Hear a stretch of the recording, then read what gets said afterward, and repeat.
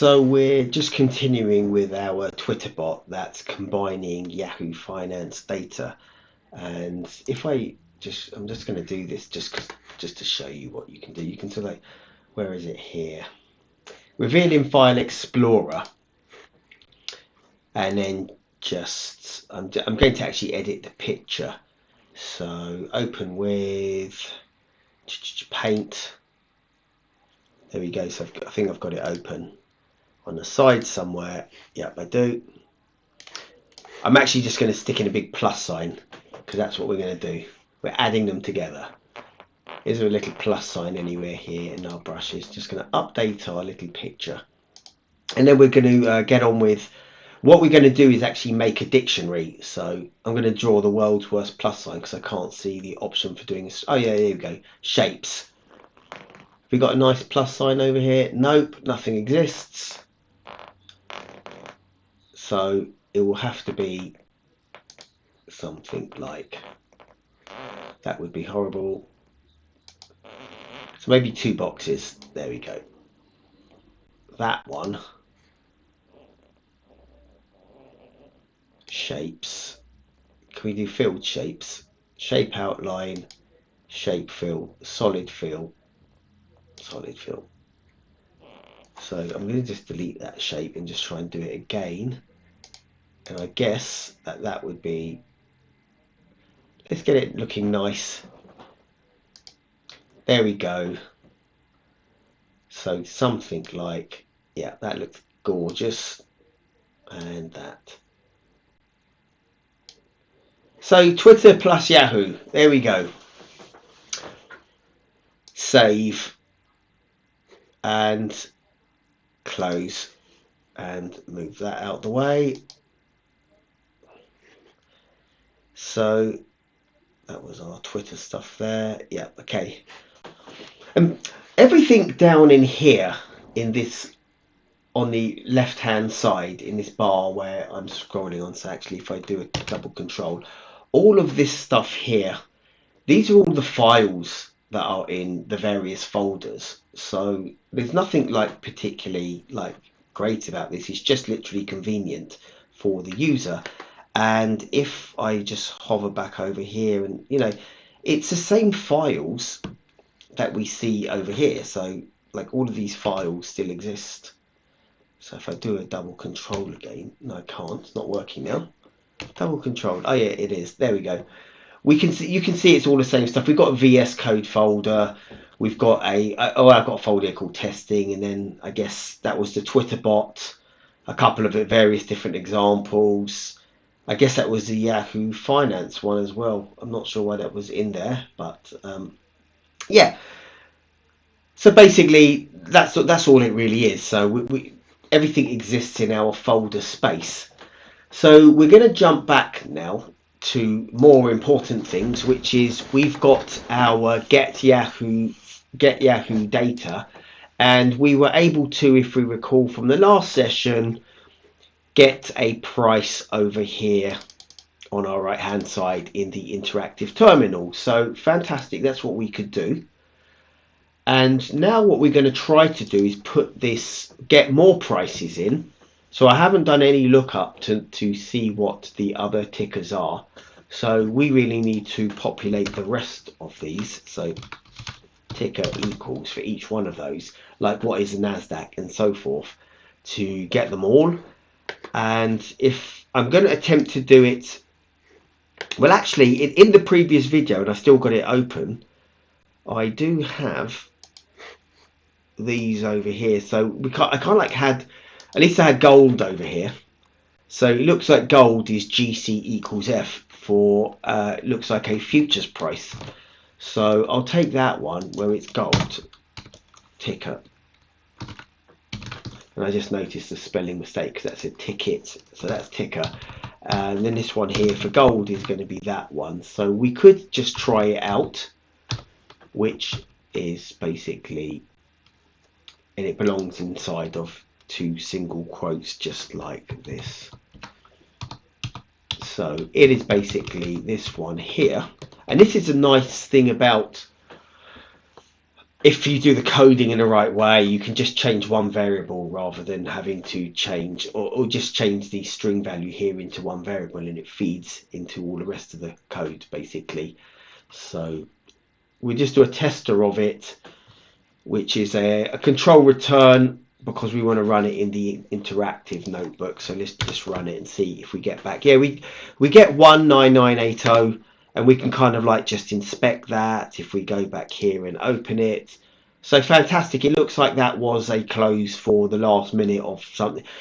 And I'm kind of like guessing, but I'm relatively sure this is right. If we're taking 1 minute data and we've got these open, high, low, and closing bars, that basically if when we've come to the end of the day, basically the close is just going to stay closed. It's going to stay at the same price until the next morning's open. 1 minute into the next morning's open, then we'll get the the next day's closing price. So the data should be live to the nearest minute during the active hours of any particular contract. So that one works. So we were able to get that. And what we're going to start to do is we'll try and get a third one in there, is build.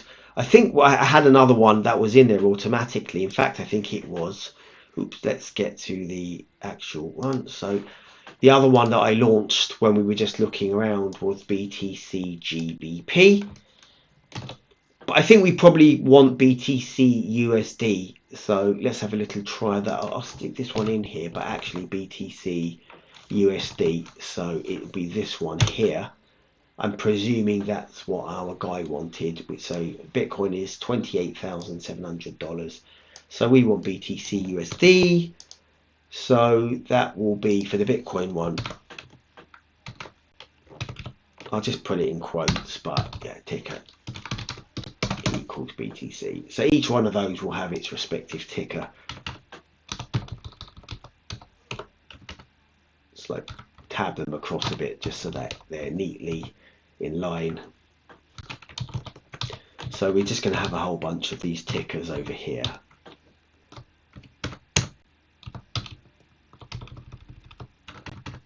Just for tidiness, just for housekeeping, it looks nice. That's all. And silver, we're going to find that one as well. And we're going to try and put them into a dictionary.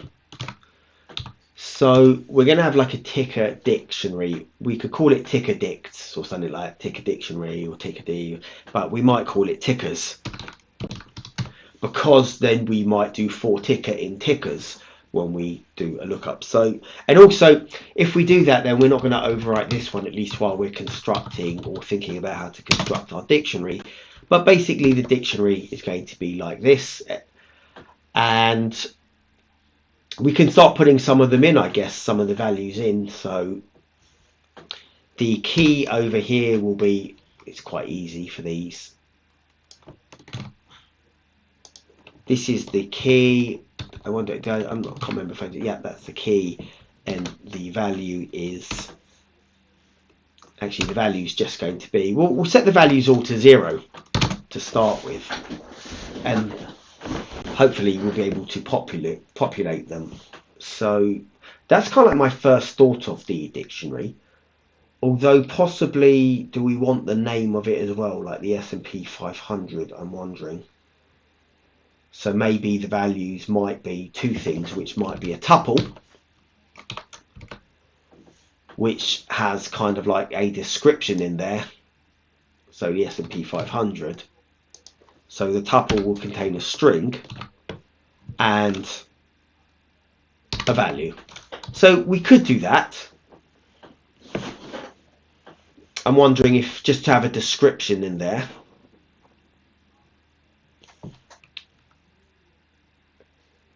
Or we could have the value, we could have it the other way around, S&P 500 in here for the tickers. And I'm just wondering even if we need it. We'll keep it simple for now. We won't bother putting this in because we might be able to, from the key, actually also extract. So we might just have a second dictionary. So one dictionary that contains the tickers and the values, and another dictionary that possibly contains the ticker and the descriptions, if we feel we need the descriptions. I'm not sure we need the descriptions. So, and the reason why is because we've got all our info up here, and we're not actually seeking that much more than that. So it's more for completeness and kind of like coding properly. So we've got that one. Let's try and do it in order if we can, of just kind of like what's given. So we got the NASDAQ next. So I think that's NDQ. So I'm just going to go into Google Finance. I could maybe I'll pull up the one that we've got because we don't need to create. I'll just stick in here NDQ. Quite sure. Nope, NASDAQ is not there. I thought it was NDQ because that's what it. It's sometimes it's QQQ. No, Invesco Trust for the NASDAQ.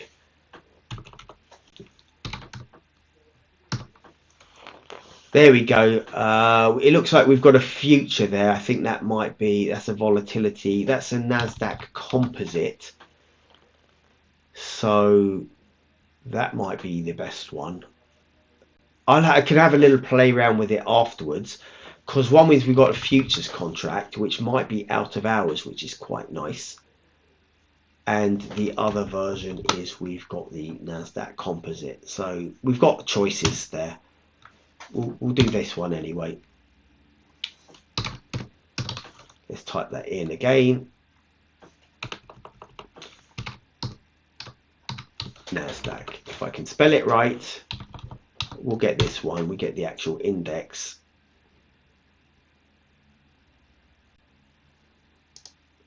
Right. NASDAQ. Why did that one not work? Click on that again. There we go. Okay. And let's just see if we get like a year to date and a 1 year. Okay, fine. So that one looks good. This is a NASDAQ composite. So IXIC is what will be used over there for the NASDAQ. So you also see a pattern that gets generated. So the index looks like it starts with this little thingy over here, this little tilde. Next, we're going to try for 2-year treasuries, which again, I've not got any idea what that will be. CT2 is what the Bloomberg ticker is. Let's have a little 2-year treasuries. No. So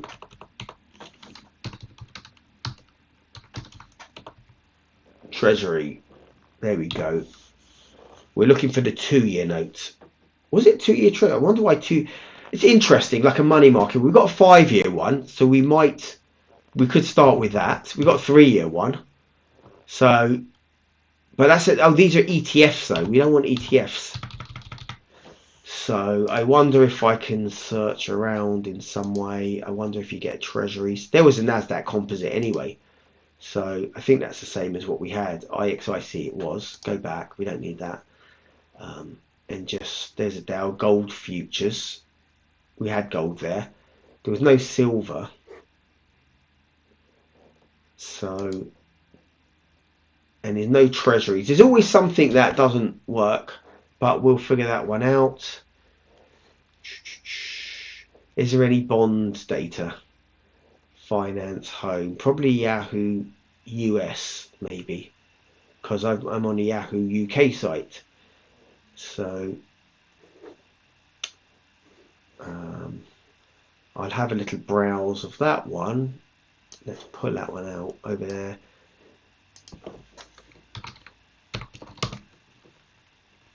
Yahoo Finance. I'm doing it in a browser outside actually, but I should really stick it in. But let's just do Yahoo Finance. It defaults to the UK version. Yahoo Finance, Yahoo Finance. World indices, stock markets. There's a whole bunch more of things that I found because that was a world indices. So there's tons of these things that are available. But actually, I didn't want world indices. You've got currencies there, but again, that's not what we wanted. We want bond data, and it's not looking like it's available. That's cryptos, obviously. So we've got the one crypto that we did want, which was Bitcoin. If I just go back on that. And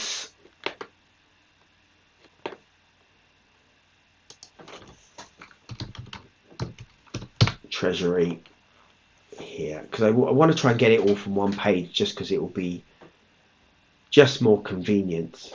Go to US bond rates. There we go. So we haven't got the 2-year notes, but we've got the 5-year note, the 10-year note, and the 30-year note, and these are actually going to have tickers. So we've got this. We've got the 13-week bill. So we could kind of like take an average of the two in terms of last price. But if you notice, this last price is actually a yield.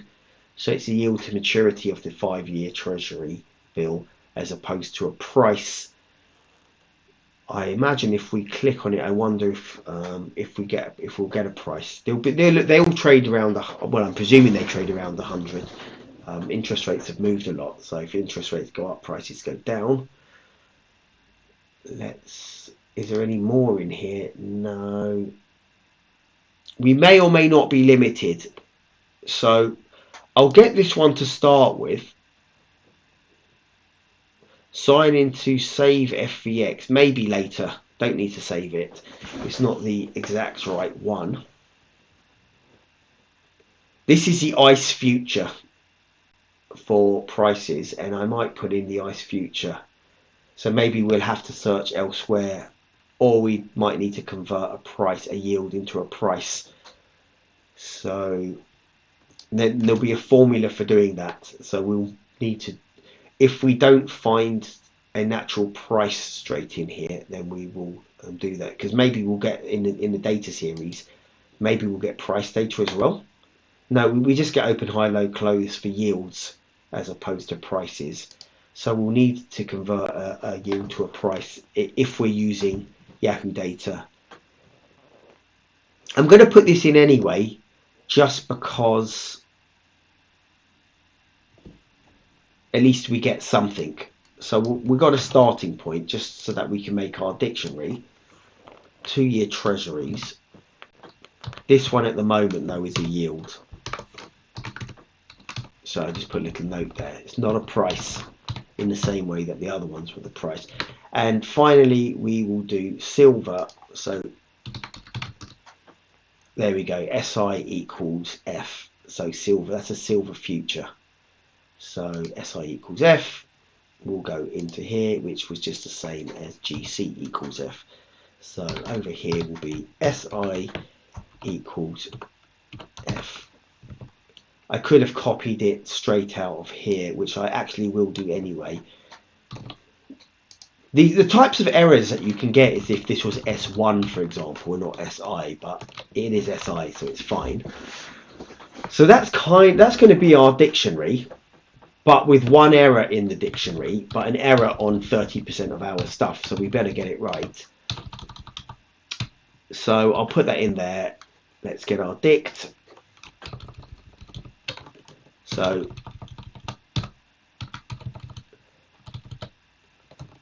paste. I'm just going to move this one across a bit. These are our like lines as to where we can go to in theory, and we probably go over the end of it actually. So I might put these tickers, sort of like listing them downways, but we'll get them all in anyway. So the next one that we care about is this one here. Copy and paste. There's a faster way to initialize a dictionary, because you can actually use them, and I did show that in the previous video, but because there's only 5 or 6 of them, I'm putting them in this way. But you can create a list, and then you can move the list to a dictionary, and you can initialize all the values. We're just doing it this kind of like quick and dirty way, at least to start with. If the list was considerably bigger, I'd definitely go about that route of doing it. But because our list is only these, by the time we sort of like went to do something more sophisticated, we're just as well off doing this. So these are our key value pairs, and we will leak over the end. So what I'll do is I'll put them all, I guess, put them 3 by 3. There we go. That'll be neat enough, I think. So the next one over here will be this SI equals F. :0. So now we've got a bunch of tickers in there, and we could sort of like loop through our tickers and get our data that comes back from it and populate our tickers. So let's actually try and do that. So this was a single, and I might name this get Yahoo data single. There we go. Item. Doesn't matter how long we make the name of the function in this case, because we're probably not going to use it. But our more useful function will be, and you see this thing's got an underline now because we need to correct it. But what we'll do is we're going to take all of this and we're going to create another function over here, which is, and we could actually just call this, we could call it multiple items, but the one that we're going to use is the get Yahoo data one. So it's exactly the same as the one above it. And this is a nice thing about using the name, a double underscore name equals main idiom, which is that everything's hoisted. So the fact that we've got two functions occupying a lot of lines of code doesn't really harm us in terms of time complexity, because this just goes into memory and just never used. That's all. So, and we could delete it when it becomes obsolete. I say when, because we may never want single stuff. So let's go and try and populate this dictionary now. We probably might utilize this single component of it, but we're going to do a for loop for, and dictionaries are key value pairs. So it's something like k, comma, the keys and the values in tickers. Right. Now, the k here is actually ticker. So we could do ticker, comma, values. And also, I guess we could, if we're putting it all in, probably just use the TKR, right? Because TKR, because we've already got it in here, so that's all going to kind of like feed through. So we might be able to populate our dictionary easier than I thought we might be able to, because we can use all of that code. And obviously we don't have to do ticker equals this, because we've now got ticker. So yeah, the key will be ticker. So I think that should be fine.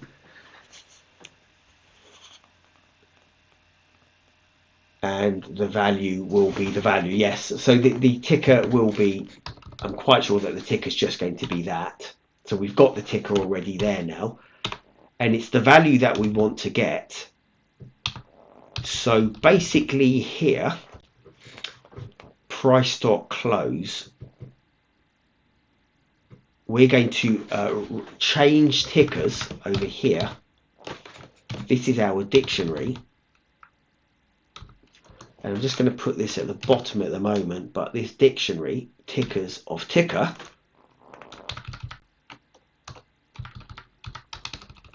so tickers of ticker. And we could do an the update method.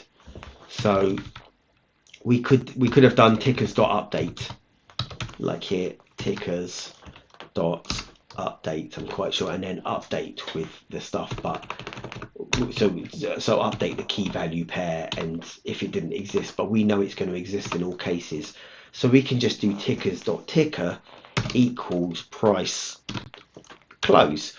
So we should have generated a dictionary full of, I wonder if T comma V, yeah, we're going to update all of our values, because at the moment, in fact, we didn't even need to do T comma V in tickers, because we could have done tickers dot keys. There we go. So we just used the keys, because the values were all 0 anyway. So we didn't need that second bit. So we could have actually done for ticker in tickers dot keys. But we'll keep it as TKR. That's fine. We understand. It's just a placeholder, and it's convenient anyway from the line above. So now tickers. So this first one here will get the value of its price close, and the next one will get the value of its price close, and so forth. So this print statement, we could do a print here just for the show, so that we see it down in here that everything does come in. But when we are going to return everything, we want to return back this dictionary. And that's the beauty of it all, is that instead of giving back a price close, we're going to give back a dictionary of tickers. And therefore, what we're calling price here at the moment is actually going to be a dictionary. We'll keep it as price because we're going to omit it anyway. But this price here now, down at the bottom, so double control, this price here down at the bottom will be, instead of being of type float, is going to be a dictionary, and the dictionary is going to contain the key value pairs of everything. If it works, it's bound to be an error. You're watching this in real time, so I hit control return. But look, it does work. Fantastic. We've got over here, we've got a bunch of prices that come back. So, and that came from this line here, line 157. That was all of the prices. That was the closing price of the last minute of everything. Obviously, this one here, this 3.66, so that concerns us. The first thing we could do is, it's not 100% correct to say, although some futures contracts are, they're just 100 minus the price, but that's more like for the spot ones, which I might actually, that's a good idea. I'm quite sure that if I go back on this one and go back to the treasuries, actually I'll just type in treasury.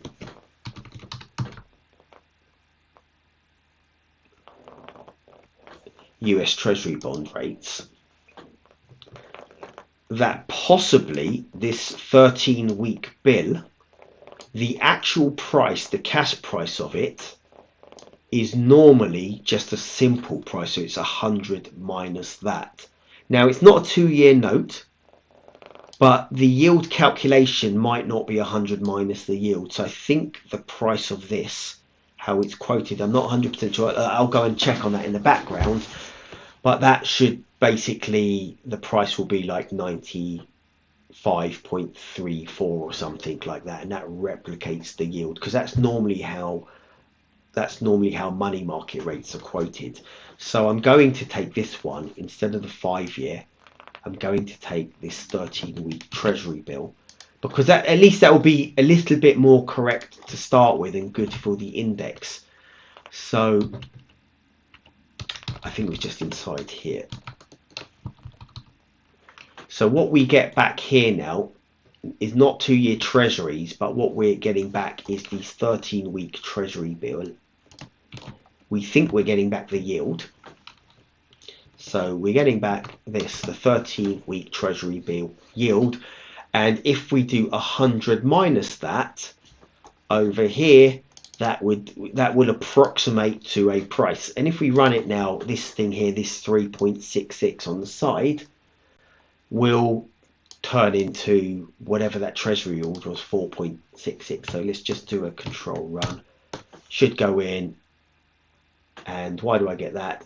Okay, because I've amended it over here, 2-year treasuries, but we're actually taking this, and I haven't amended it down there. So let's just do the amend, because no point amending the comments and not the actual dictionary itself. So we're using IRX. So that's why it's nice to run the code like this, because you can sort of like eyeball it and rationalize it and make sure that it works. So that's the correct price, and we want to do 100 minus that. Now, one thing that we can do is we can sort of like have an if statement in there, or we can correct actually we can just correct the dictionary straight up. So we can do over here after we've got our dictionary. So all our dictionaries created here, we've printed all our results out. But what we're going to do is outside of this for loop, we're going to say tickers, and then we're going to take the 2-year treasury. So not the 2-year treasury anymore, convert 13-week bill. So 13 weeks is about 3 months. It's a 3-month note, so it's not a 2-year one, but it's sort of like, it's close enough. Convert 13-week bill from yield to price, right? And it's just 100 minus yield. I'm asserting that. I'm going to go and check it. So it's just 100 minus yield. So this one here will be this IRX. I need to actually pull in. I wonder actually if I do the open quotations, because I wonder if the dictionary, yeah, it does, it gets it in there. IRX, it's nice when it falls into the drop down because you know that you've got the right things working, is equal to 100 minus, and I think that should be good enough that we can put this in here, because we're just updating its price. So it should be that. And we could actually now just print. So rather than printing all of these out, print pre-RI, we've got to make sure we don't have price. Print ticker. Right, we could tickers. There we go. I'm just printing it inside, although we're returning tickers anyway. And you know what, I can turn price into tickers here, because it is a list of tickers. No point doing that. We don't even need to do the print here. We can actually omit it now and do the print over here, which is tickers. Just do tickers. That will be enough. And that should give us a dictionary of the tickers in the same way that we had all of those price equals to's. We don't need that anymore. So let's just run that. And there we go. And we've got, for the IRX one, we've got the 95.335 that we were expecting. We've got like thousands of decimal places. We can do some rounding, but we won't bother for the moment. We've now got back a bunch of prices, tickers and prices. And we want to, and I'm kind of like thinking at this point, maybe we do want to have a bit more in here. And this is kind of like where dictionaries and JSON files are better, or not better, they're different to, or they add our ability, because they give us a bit of depth. So we could put more things into this instead of just having the values going in here, that we could actually put another dictionary inside of here containing our description and also containing the price, and also containing, so I'm wondering if we do that as a tuple, and then just extract the values of a tuple, or do it as like the name, so basically go by the name. But what I'm thinking of is we might want to put the weightings in there as well, because we could use that for the calculations. So we could have something like, is it efficient having, we could have just a list, I guess, because we can extract the items that we want. So we'd have a price, we'd have like a list. So we need to be careful if we do that, because where we've got the ticker dot, where we got the tickers, we're not going to, we'd actually change the values here to actually being a list. We'd have to assign a list. So that's kind of like where we need to be a bit thoughtful of. Whereas if we had nested dictionaries, then we could sort of like do it by labeling. So the dictionaries would be a bit cleaner in a way.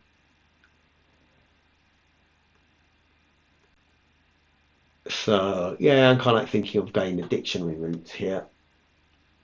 But then it's sort of like largest for what we want to do.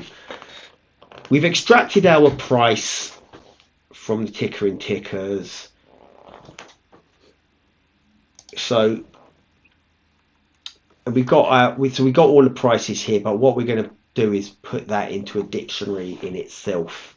I just don't want to overcomplicate it, that's all, because what we're going to do is multiply all of those in some way and get their weightings and get an index average value out of that. So yeah, I'm going to have a little think about that. I think this might be a good place to pause though, because the video is getting to be 35 minutes. But we get the idea of what we want to do, and we've got this working, which is quite nice. So we've got everything that we need in terms of getting the data out, and the consideration now is more like structure. So how do we? So there's two considerations. One is how do we structure this, and after we've structured, and that's just for putting data in and extracting it back out. And the other part of it is thinking about how we convert this into an index that's logical, because these values are vastly different. And so this 12013, I've got to kind of like normalize it. I'm going to think of a normalizing thing that gets this index into the right way. As in, do we index everything at 0?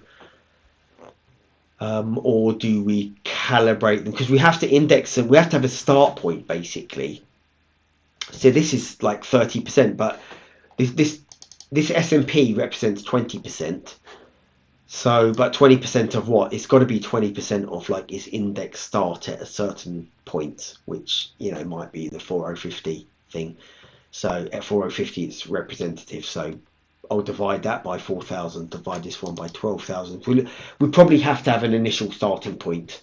So these values here, we might just have to initialize at the inception, basically. I think that's what's going to need to be logical in that. Otherwise, we would never be able to normalize it. So, yeah, so there are two thoughts, basically. Number one is structure. So we're going to think about this, basically. Tab here. Number one is structure, and number two is normalizing the data to an index. They're the two things that we want to be able to do. So that's number one, is the structure. Is it basically, and for structure, like which one's more convenient and faster? I'm going to have a little think about that. We've got options for a tuple. Oh, actually, tuple I think gets ruled. Tuple potentially gets ruled out because you can't change the values, and I don't even want to think about it at this point. Although I have a feeling that inside of a mutable item, which is a dictionary, the tuple values would be changeable because we could overwrite the whole tuple.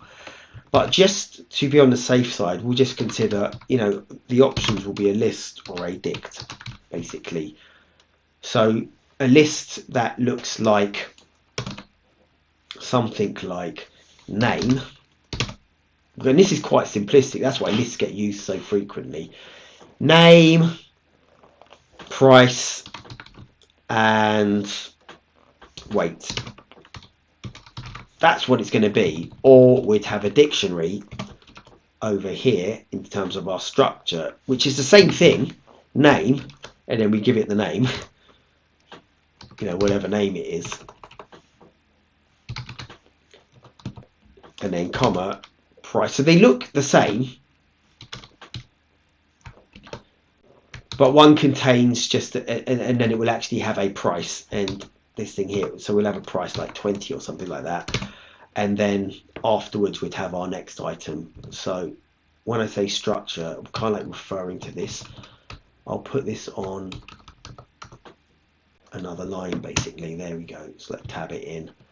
So our structure will either be a list or a dict, and price and weight. So we'd have this is more like a description then. So this will be in single quotes, name.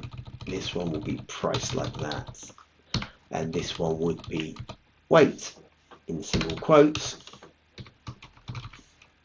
and this will be something like 20 representing 20% or 30 for 30%. So this one is just the price of an index. So this it'd be something like this price here. The weights are probably going to be integers. That's why I've kind of put it this way, and the price might be a float, so or known as a double in other languages and so forth. So that's what we've got to think. That's what I'm going to think about. We'll end the video over here at this point. That's basically where we're at. So tab, there we go, tab it in.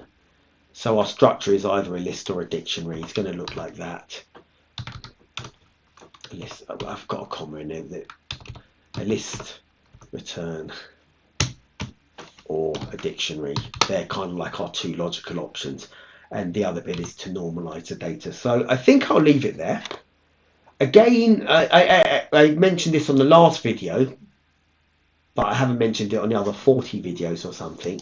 But if you could do a follow and a like and all of that kind of stuff that everyone else recommends on their videos, because I want to try to get to 1,000 users, and I'm still 990 something or 960 something short of 1,000 users of 1,000 followers. It'd be quite nice, because then I can sort of like keep this channel going and attempt to keep doing these things. So that's it. Thanks a lot for watching, and I will see you. Let me just actually click on this so that you can see the code at the end. If I can find it, Twitter bot, was that the one? Oh, no, is it the new 6040? There we go. I'll hit Control S to make sure it's saved, and I'll see you on the next video.